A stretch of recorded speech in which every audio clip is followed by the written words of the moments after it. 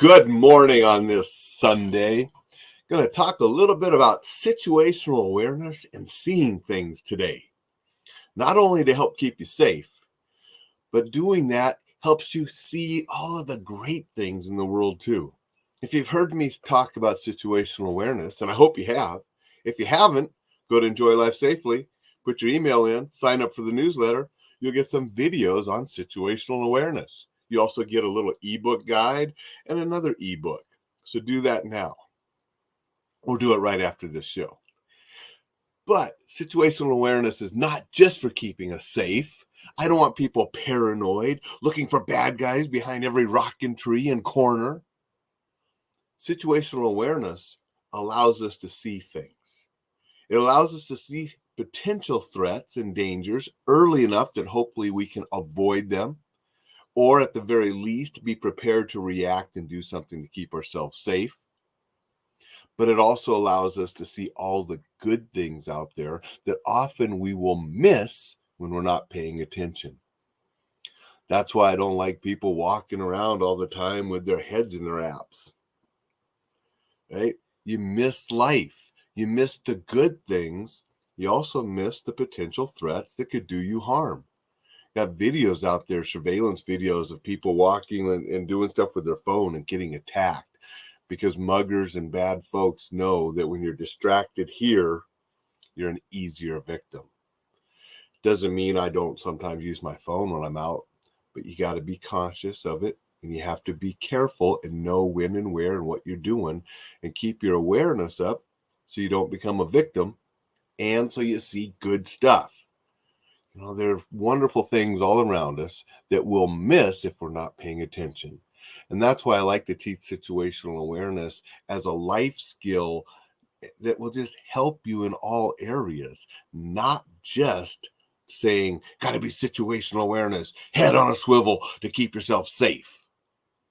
I don't want people all worried and living like that. None of us want to live like that. I want you to be aware, conscious of what's going around. You see something that's good, wonderful. You see something that could be a threat, you go the other way, you avoid it. Keep yourself safe. It's as simple as that. Appreciate you joining me with Coffee with Alain. I have my Bear With Me cup today with Baloo on there. I loved Baloo as a kid. It was one of my dad's favorite characters in the Disney shows too. So I didn't like that the tiger was the bad guy, because I've always liked tigers as well, but I've always liked bears. Fascinating, wonderful creatures. Fortunate enough here in Montana to see black bears and grizzly bears, and have always enjoyed encounters with them and being able to see them out in the wild here in Montana. And that brings us to a couple days ago. Out on a hike with Rocky like we do regularly. Come around a corner and Rocky stopped. Now that's the first thing about being situationally aware. The stance that he went into was not his normal just sniffing around. He saw something. Most often it's a squirrel or a bird up there that then he'll sometimes go off and chase. Now this stance, he stopped, in the way he's standing, there's something going on. Something triggered him. The grass and weeds were too tall, so he couldn't really see, but he knew, he could smell, he could sense something. And so the minute that I saw him in that posture, it's like, what do you see, bud? And I'm looking. Boom. It's a bear. Rocky, come here. We put him on his lead because I didn't want him going up and messing with the bear. Got him on the lead, gave it to my wife, so he's safe. We're on the trail looking at what the bear's doing. The bear's just foraging around, and actually huckleberries are early this year, so most likely he was eating on some huckleberries and had a little huckleberry patch. But seeing what the bear's doing, seeing what we're doing, I know it's safe, so I took out my phone. And here's a quick little video that I'll share with you.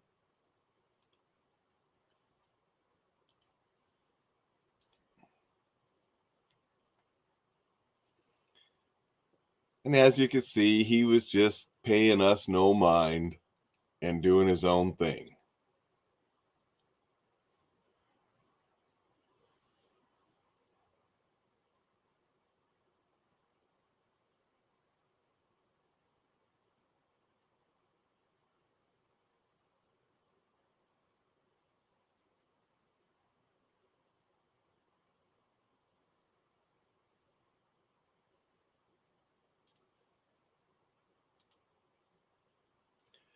Now, there are people that would be out on that trail and would never have seen that bear. I don't want you to be one of those people. I want your head up, looking and being able to see. Now, just being situationally aware isn't enough sometimes. You need to practice seeing. And you're like, what do you mean by that? I see. We don't always see. When I was a kid, we'd go driving and my dad would like, deer. Where? We'd be driving. My dad would, oh, there's elk. Where? He would always see these animals and different things before I did as a kid and my sister. And it's because my dad was a hunter. He grew up in Montana hunting. He could see. He was aware and he would see the different game. And then I learned to do that. So now I see the stuff quicker. So you need to, one, know what you're looking for. Here in Montana, you might see moose, elk, deer, bear, mountain lion, horses, mules. Some places we got wolves and coyote and fox. You might see a mountain lion. I mean, all of these animals are here in Montana, and you have to know what you're looking for, the color, the shape, the movement. I mean, it's like, boom, I saw Rocky, what are you looking for? And I'm looking, boom, bear. Immediately, because I've seen bear in the woods. I know what they look like. I know how they move. Okay, so knowing what you're looking for is part of it. And then part of it is not being so focused on one thing. Sometimes when you're looking for one thing, you miss everything else. There's that classic video where they show the people and they tell you, count how many passes. And they have the basketball players passing the ball around. And during that, the guy walks through with a gorilla suit. And most people never see the guy walk through with the gorilla suit because they're so focused on the passing of the ball. Again, so sometimes we need to just open our eyes and not be focusing on one thing and just sort of looking and scanning for something that's out of the ordinary. And that's why we teach, something that's not ordinary, something that doesn't blend in, that's not natural to that area, should attract our attention. Sometimes it's movement. Movement will attract our attention very easy. But certain shapes, certain colors, they should stand out to you. And you should be able to recognize those, that it's something different. And then you pay a little closer attention to identify it. Another little technique we can do is we scan close and then we start moving out. And that's good for, identifying threats. I mean, because obviously we don't want threats close to us. And then we just sort of start scanning and taking little areas and patches as we get farther away from ourselves. And because then the threat is farther away.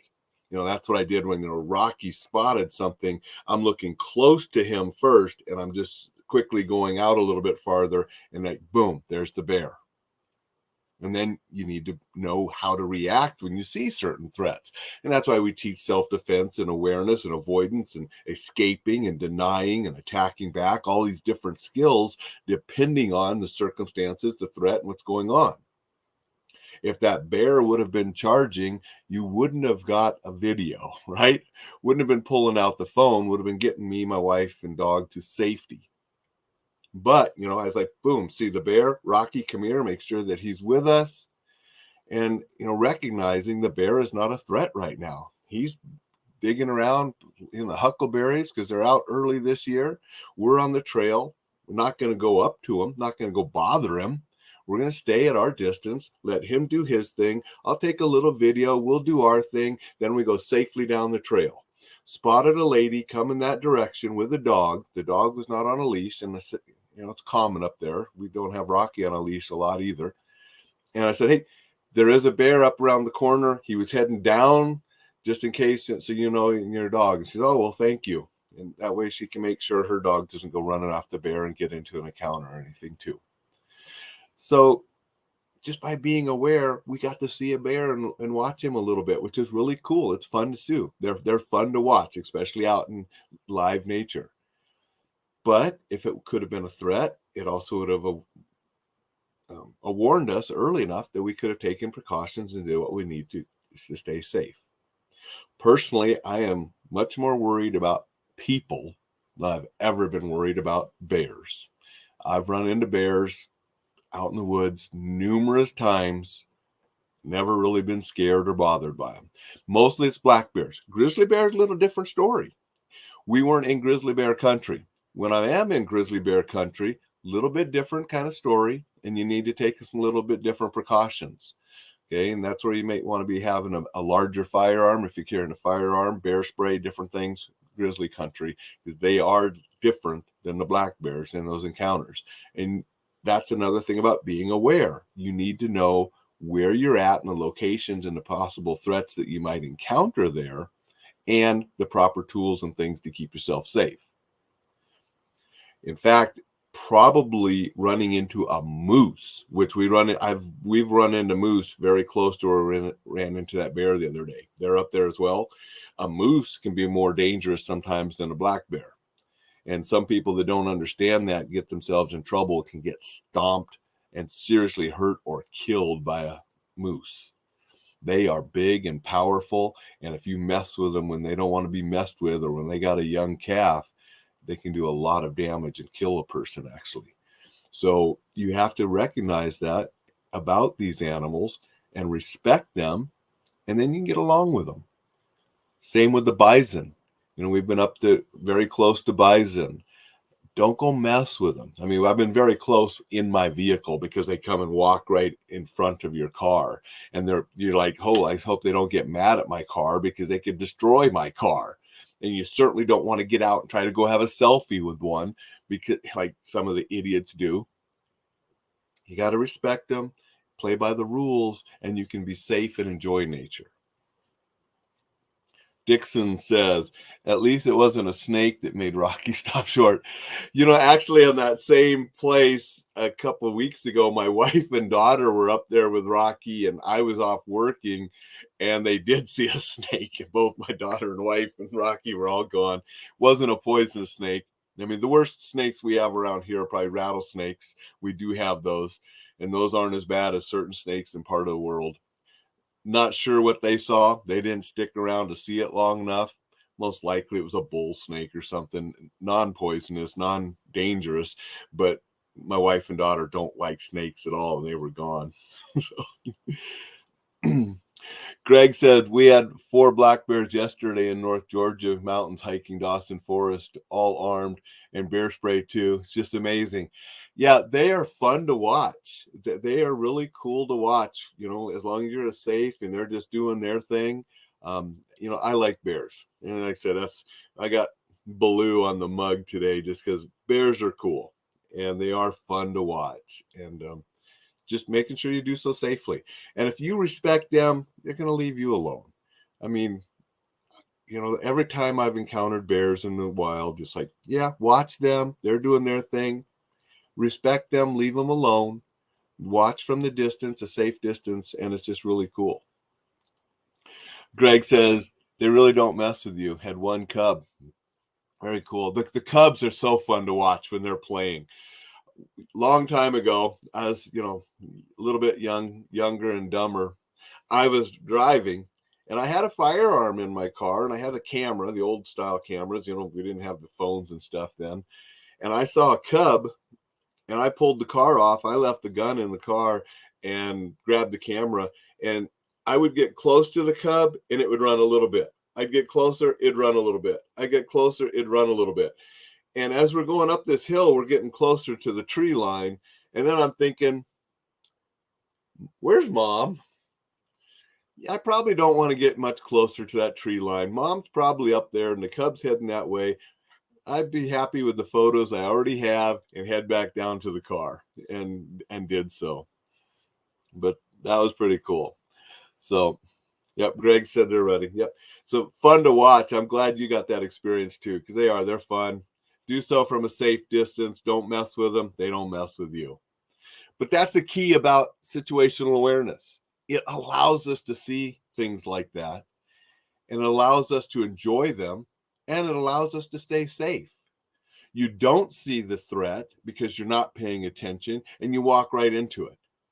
Okay. As long as you see it early, you can enjoy the bears I said, you don't want to walk right up to them and scare them and startle them and make them mad or upset, especially if they got a young one. You see it early enough, you can enjoy it and pass on by and be safe. Same with the street crime. You see the danger early enough, you walk across the street, you avoid it, you avoid the area, you keep yourself safe. You don't go walking into a mess. You don't go walking into a situation where you're a victim. So the key is paying attention and also recognizing what you're seeing, being able to see, and then being able to see things. One of the things I do in some of the courses and things that I teach are share different things that you can recognize that could be trouble. How criminals will commonly set a person up. So just like you need to know what a bear is, what a moose is, what a deer, what an elk is out in the woods, and the characteristics about them that could make them dangerous, you also want to know what things about people and potential criminals, what makes them dangerous? What are some warning signs? And those are some of the kind of things that I teach, and I'll be teaching more in some of these videos and different courses that I'm working on. But learning those things will help keep you safe so you can just get out and enjoy life more. That's what it's all about.